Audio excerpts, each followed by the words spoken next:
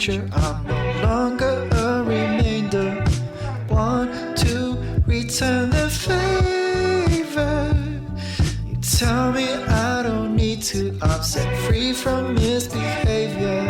Now I start to realize your grace brings me to life. No longer I believe all of these lies.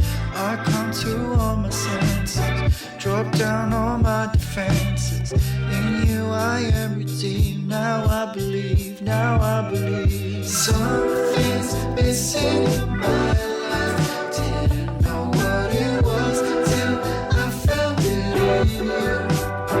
Yeah, something's missing in my life. Didn't know what it was till I felt it in you.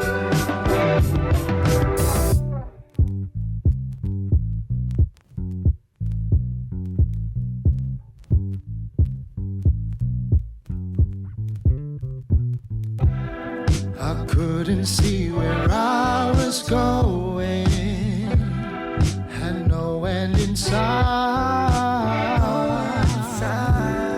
The cycle seems to keep on going.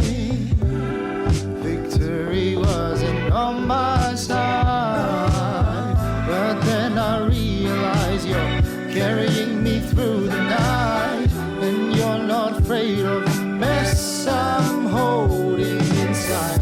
No longer bound by the prison walls of my heart. 3 days later. So I ended up getting a few books. Not too many. I went in with the intention of getting 2 books, and I think I have 4 books here. That is operating on the assumption that this bottom package is a book. So we might as well just start with that.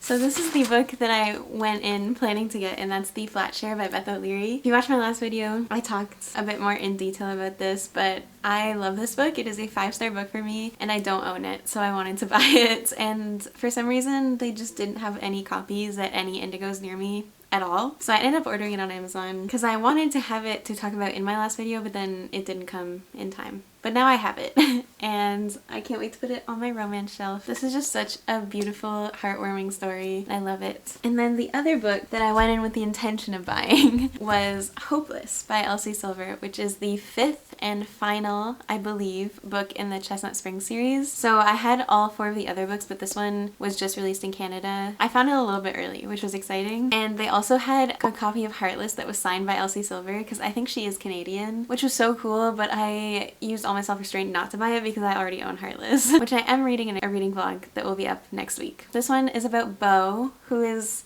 I feel like, one of the most anticipated stories for me and maybe for other people too, because in the first book I love Beau. So this is him and Bailey Jansen, who is an outcast bartender, a shy girl from the wrong side of the tracks. Oh, this is age gap too. Okay, he's 35, all man, and she's 22. He's also her fiance, her fake fiance. So it sounds like it's fake dating. I don't know if this is grumpy sunshine, more just like shy, confident. But I am slowly working my way through this series, and I love the way it looks on my shelf. So this is going back here.